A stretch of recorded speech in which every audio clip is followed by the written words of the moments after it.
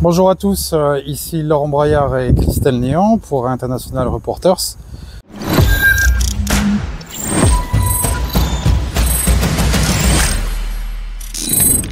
Alors aujourd'hui, c'est un peu mon idée à moi, c'est faire une petite interview de Christelle, mais pas sur le début de l'histoire, je pense que pas mal de monde le connaît, mais sur toute la période très longue, où Christelle, depuis le 26 mars 2016, eh bien, a prolongé son travail. Ça fait déjà, voilà, on est dans la 10e année, donc il y a beaucoup de questions.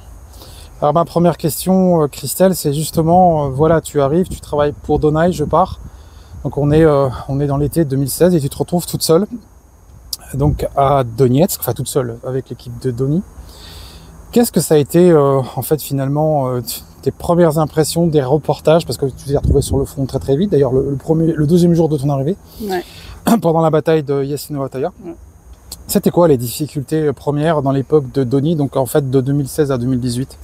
La grande difficulté bien sûr ça a été la langue, puisque j'arrive, je ne parle pas du tout russe. Heureusement, travailler avec Doni, Katia Katina, qui travaillait chez Newsfront, qui elle parlait très bien l'anglais. Heureusement, je suis quasiment bilingue anglais-français, donc elle m'a servi à la fois de traductrice, mais aussi de prof.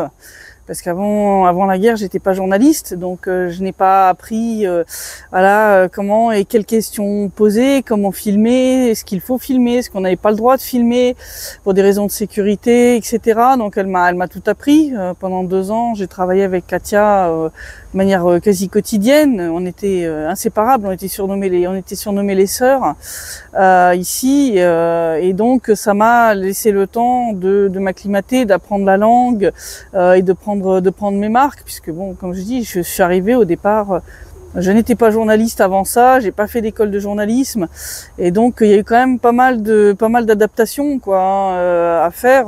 C'était un tout nouveau travail pour moi, et donc elle m'a beaucoup aidé là-dedans. Alors, je rappelle un peu pour les auditeurs qui est Katia Katina, c'est une jeune femme qui était de Donetsk. Ouais. Et qui a été une des premières insurgées. Elle a participé d'ailleurs à la prise de la Maison Blanche qui est derrière nous, pas très loin. Voilà. Et c'est une reportrice de guerre qui a beaucoup fait, qui était extrêmement courageuse, voire téméraire, je crois qu'on peut dire le mot. Ouais, on peut dire le mot. Alors ouais, raconte-nous justement une petite anecdote justement de quand Katia t'emmène dans une mission, on va dire. Suicide. Voilà. C'était fin 2017, ouais, automne 2017. La personne avec qui je travaillais habituellement, qui me servait, on va dire, de chauffeur et puis qui bon, en même temps assurait ma sécurité d'une certaine façon, était en vacances, et donc Katia me dit allez, on va sur les positions à Promka, donc les positions qui étaient entre Yasinovataya et Avdiivka. Mais je lui dis écoute Katia, tu sais que bon, j'ai un genou qui est foutu, et donc bon, je peux courir pendant un certain temps avec un gilet pare-balles, mais pas trop longtemps. Alors, je sais que pour aller sur les positions à Promka, il faut quand même courir pendant un bon moment. Et je lui dis ça va être trop difficile pour moi, je vais vous mettre en danger. Non, c'est pas les positions où on va d'habitude, c'est d'autres, t'inquiète, tu peux le faire. On y va avec la voiture de Newsfront, avec un de ses collègues au volant. Et on arrive et on commence à filmer les interviews. D'abord l'espèce de point où les gars pouvaient dormir en sécurité. Je dirais pas où c'était. Et puis on va vers les positions avancées. Et là, on se met à devoir courir, et on doit courir plié en deux pour passer sous les rails, sous les chemins de fer. Et on doit faire super vite parce que tu as potentiellement des snipers ukrainiens qui surveillent cette zone-là. L'horreur, vraiment. Et après, on devait encore courir pendant très longtemps. Et résultat des courses, le soir, je suis rentrée à la maison, enfin franchement je boitais, le genou n'en pouvait plus, et j'ai un peu engueulé Katia. J'ai dit Katia, non mais je t'avais dit que ça serait trop difficile pour moi, j'ai mis tout le monde en danger, c'était vraiment pas bien. Et donc là je m'étais un peu engueulée avec elle quoi, en lui disant non là t'as un peu joué avec le feu, et c'est pas bien quoi. Je me souviens que j'ai boité pendant 2-3 jours, j'ai dû reporter une attelle pour soutenir le genou parce qu'il en pouvait plus, et parce que courir avec un gilet pare-balles, surtout à l'époque, j'avais un gilet qui était pas aussi léger que celui que j'ai maintenant. Et donc quand tu cours avec un gilet pare-balles qui peut peser jusqu'à 15 kilos, plus le casque, voilà, bon bah ça commence à faire beaucoup de surpoids sur les articulations. Et donc ouais, là ça commençait vraiment, là j'ai dit non, là t'as un peu joué. Je connais le gilet pare-balles puisque tu me l'as ensuite prêté. C'est en fait un gilet par éclat. Ouais. Donc c'est extrêmement lourd, effectivement, je confirme. J'ai passé plusieurs journées, pas entières, mais à le porter sur le dos, je confirme que c'est quelque chose. Ouais, c'est du fitness. Hein. Alors, donc voilà, 2016-2018, ensuite tu vas créer le Donbass Insider. Ouais, Donny ferme, malheureusement, faute de financement. La fin, on va dire, définitive étant actée après la mort d'Alexandre Zakharchenko. Et donc je réfléchis, et en tant qu'ancienne webmaster, puisque c'était mon travail auparavant, je dis bon bah je vais créer ma propre plateforme où publier mes articles, parce qu'il nous faut un site internet pour publier, absolument. Et puis bah je réfléchis, donc il ne reste que moi et la secrétaire de direction de l'agence. On est toutes les deux, Génia, et donc on réfléchit ensemble à la terrasse d'un café à trouver un nom, et on trouve ce nom Donbass Insider. Et donc bah, j'achète le nom de domaine, je prends un hébergement en Russie pour être sûr que bah, la censure puisse pas s'exercer directement sur l'hébergeur. Et on est parti, donc j'ai construit le site Donbass Insider. J'ai copié dessus les derniers articles que j'avais fait pour Donny, et puis on était parti quoi. Et donc bah on a développé petit à petit la chaîne. On était deux filles pour tenir ce truc. Donc Génia gérait plus la partie anglaise et un peu russe, et puis je gérais la partie française. Et puis bah on a tenu comme ça jusque 2021. 2021, les gens commencent quand même déjà beaucoup à se lasser de la guerre. Ça devient plus compliqué de lever les fonds nécessaires pour payer Génia, donc je suis obligée de me séparer d'elle, et je me retrouve toute seule avec Donbass Insider, et puis bah ensuite début 2022 commence l'opération militaire spéciale. Mais j'aurais revenir un peu en arrière parce que bon voilà, on a déjà passé plusieurs années, de nombreuses années, 6 ans là déjà. Mais quand tu es arrivé, t'as vraiment pensé que tu allais rester là tout le temps? Est-ce que ça t'a traversé l'esprit à un moment donné? Je savais de toute façon qu'il y avait de bonnes chances que ce soit ce que j'appelais un voyage sans retour, en tout cas vers l'Europe, parce que clairement je savais que le fait de dire certaines choses, et surtout de le faire de la manière dont je l'ai fait, c'est-à-dire avec beaucoup de reportages vidéo, c'est-à-dire beaucoup ce qu'on peut appeler des sources primaires extrêmement fiables, c'est-à-dire les interviews de civils, il y a rien de plus fiable, si tu veux, en vidéo. C'est très difficile, si tu veux, de débunker ce genre de choses. Donc c'est pour ça que j'ai beaucoup privilégié ce type de reportage directement avec les civils, même si j'en faisais aussi avec les soldats. Mais j'ai fait beaucoup plus de civils, surtout post-bombardement. Je documentais les bombardements de l'armée ukrainienne avec voilà, je filmais les éclats quand je les trouvais pour prouver que voilà, ça venait du côté ukrainien, les trajectoires, etc. Et donc je savais de toute façon qu'en commençant ce travail-là que j'allais m'attirer les foudres des autorités françaises. D'ailleurs ça va pas louper dès la fin 2016 déjà, quand avec Donny on a organisé un groupe d'activistes. C'était pas des journalistes, c'était pas des politiciens, mais on a organisé des sortes de press tours pour des gens qui soutenaient le Donbass ou qui voulaient simplement voir de leurs propres yeux ce qui se passait. Et rien que ça, déjà, j'ai reçu une lettre de menace de poursuite judiciaire de la part du ministère français des Affaires étrangères. Donc déjà là, j'avais compris que le retour en arrière, ça serait très compliqué.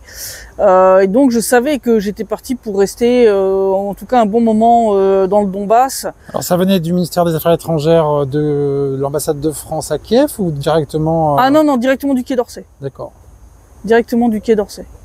Ah ouais, non, ça rigolait pas du tout. Ouais. C'était vraiment, vous allez arrêter tout de suite ce truc. Si il arrive quoi que ce soit en gros à ces gens, vous pouvez être poursuivis pour mise en danger de je sais pas quoi. Enfin, menace de poursuite judiciaire, etc. Donc tout de suite, on était on était dans les menaces, etc.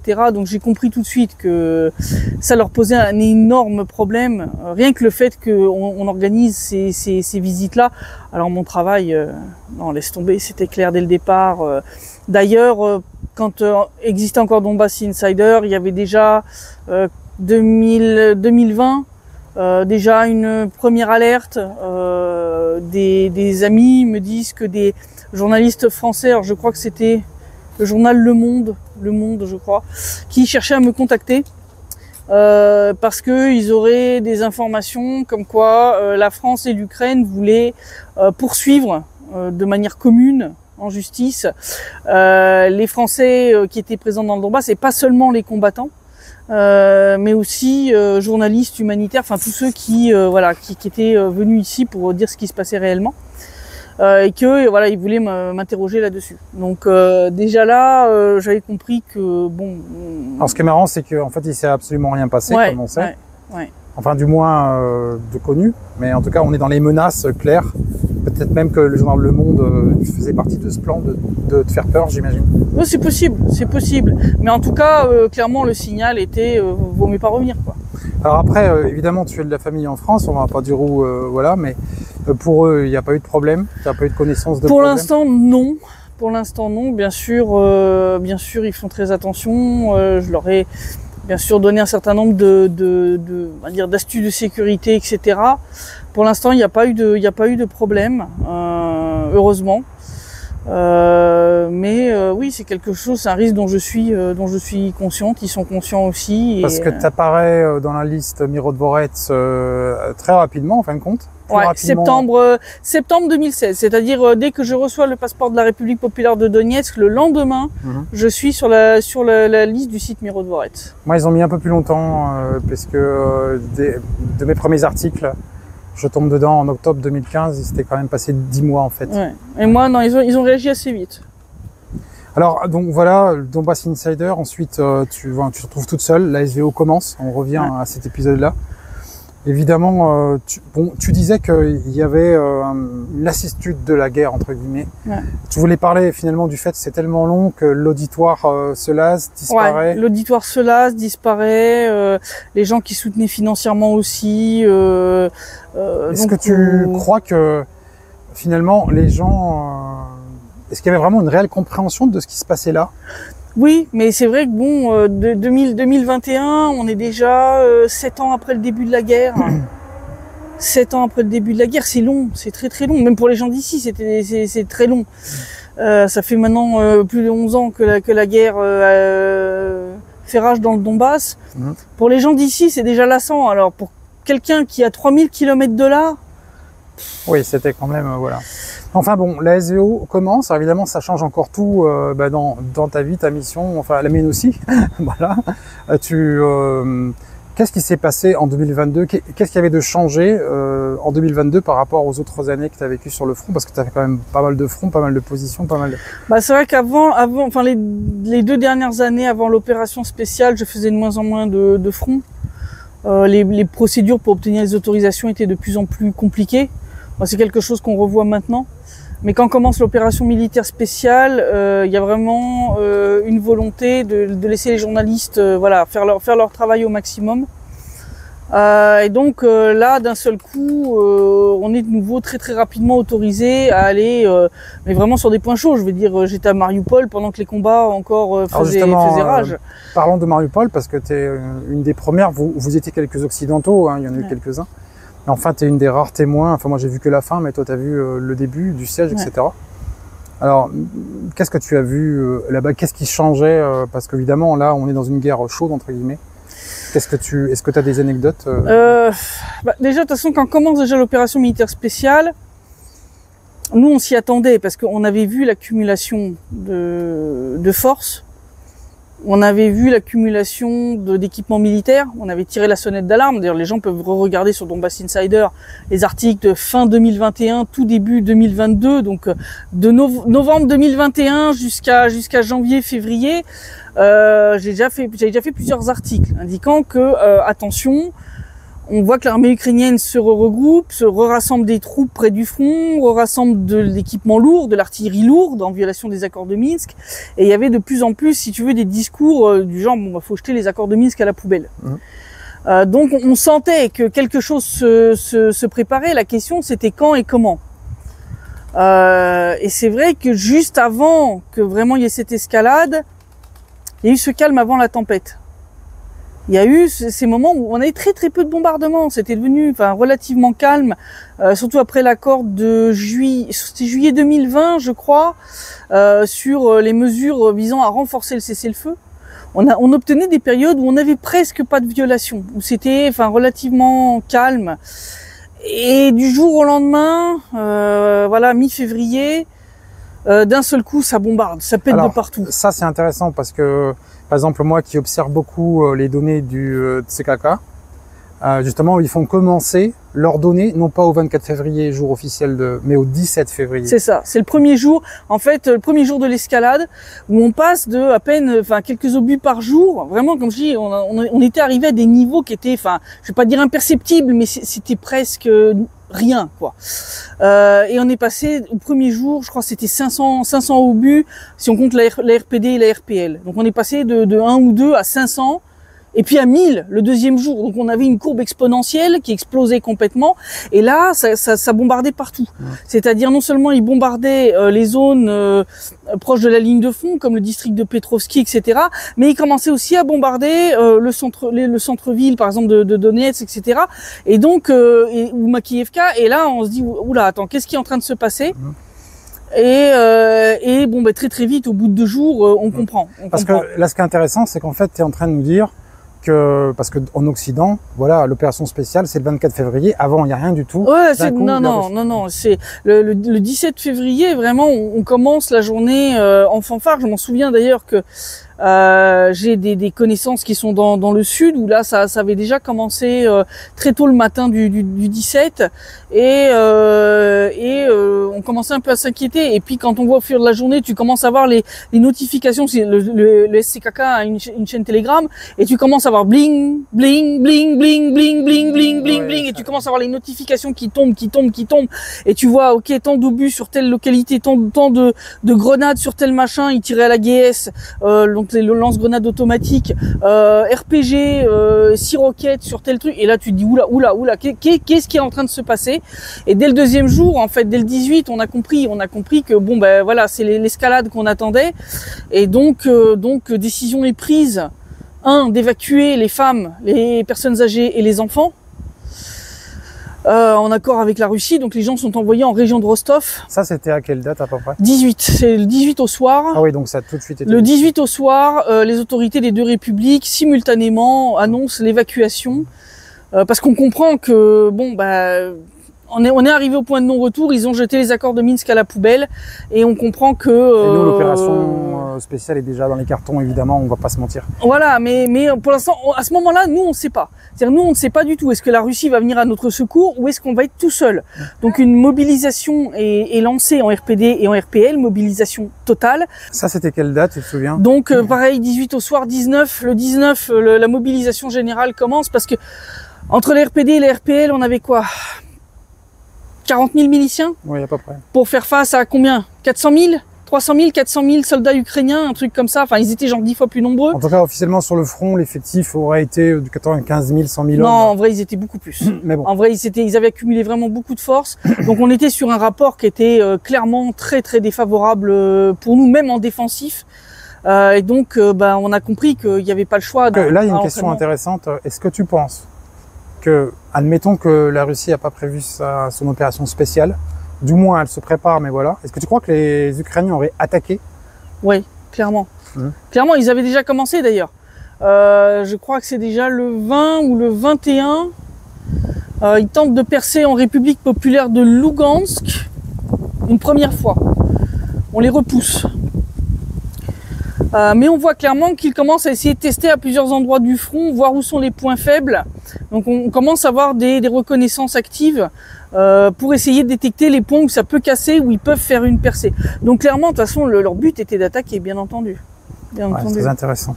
Alors bon, une petite dernière question. Ensuite, évidemment, bon, Là maintenant, tout a encore changé puisque tu as rencontré enfin, c'est pas ça qui a provoqué, mais quand même, ça a été une grande aide.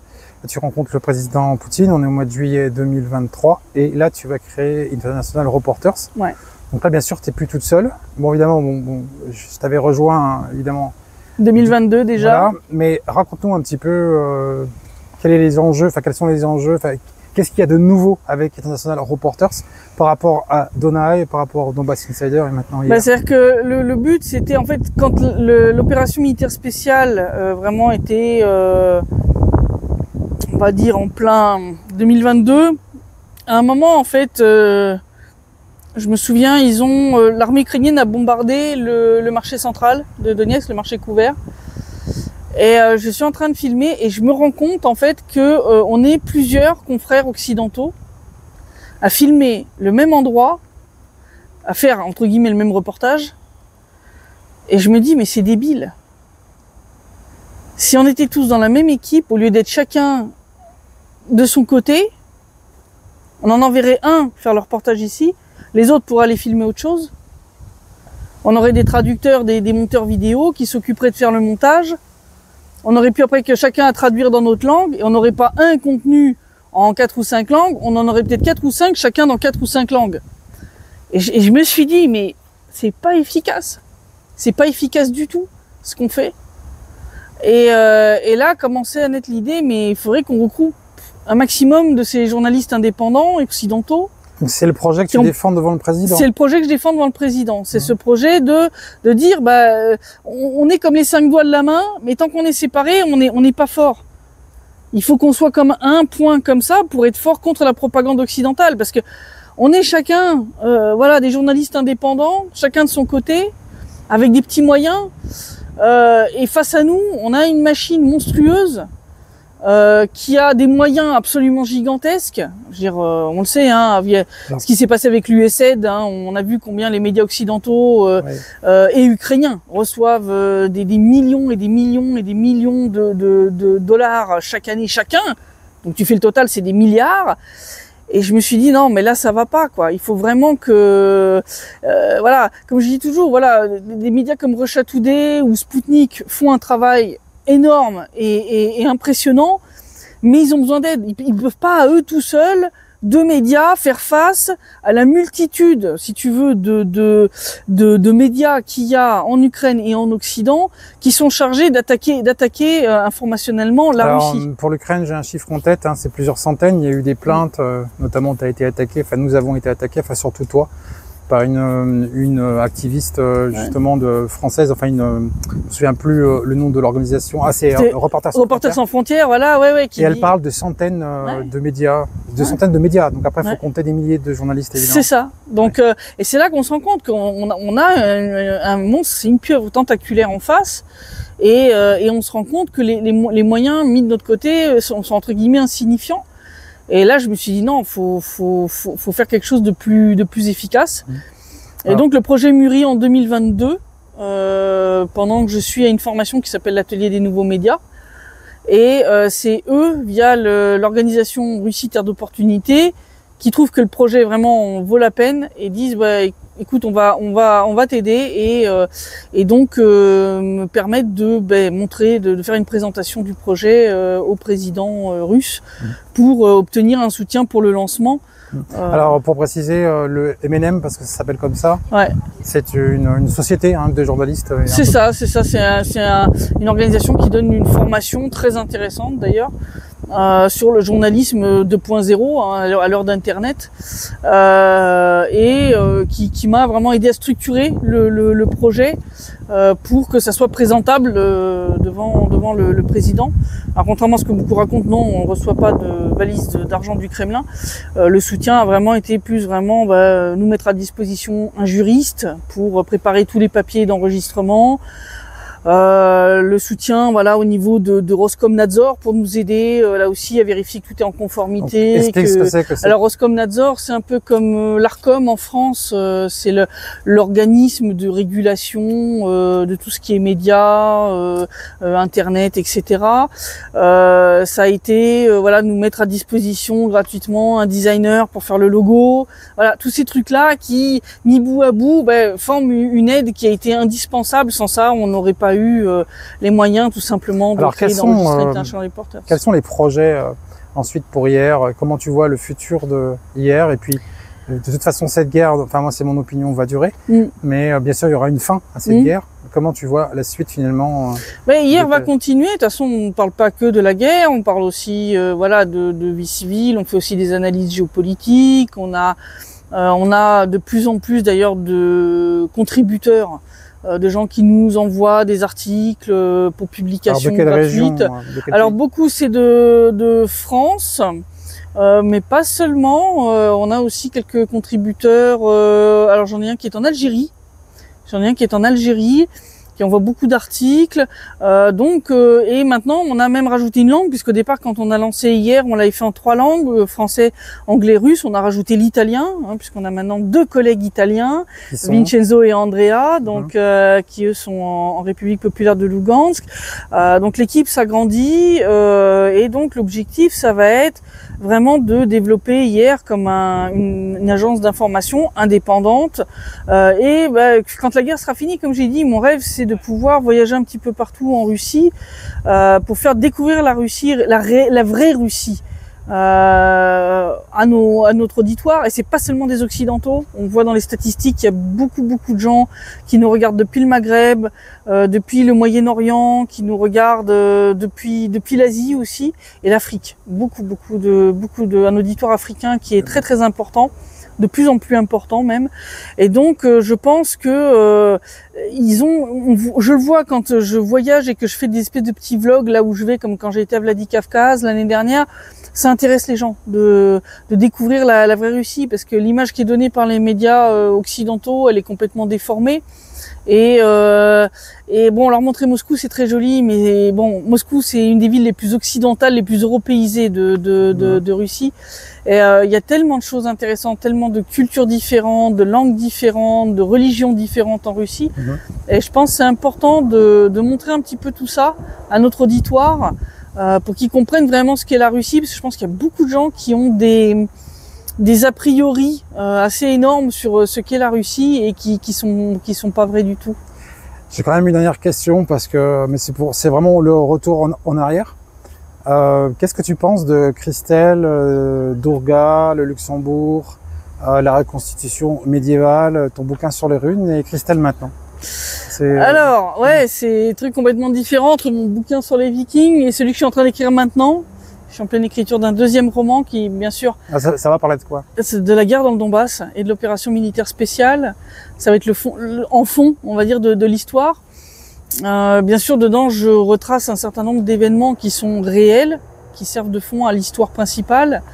Ça change clairement de mon bouquin sur les Vikings, qui était issu de mon ras-le-bol de voir des films qui avaient rien à voir avec la réalité historique.